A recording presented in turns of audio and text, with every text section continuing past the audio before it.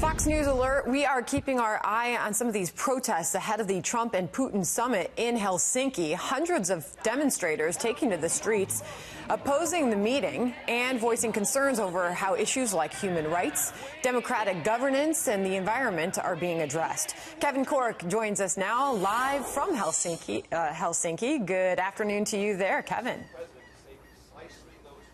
Great to be with you, Sandra. Much like we have seen in the States where we have these protests against President Trump, the protests we've seen so far here in Helsinki have been well financed and obviously very well organized. And in fact, they're using much of the same rhetoric that we have seen across the Atlantic. What is less common, however, is a protest of this size happening here in Helsinki, which, say, unlike London or Frankfurt or even Paris, tends to be fairly sedate.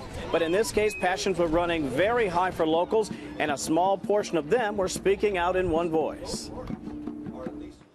We wanted to keep the agenda broad. We have invited everyone who wants to come, and I know that there's going to be a block against racism. There's going to be blocks of Amnesty, lots of other organizations. So this is an open march for everyone who has something to say to the president.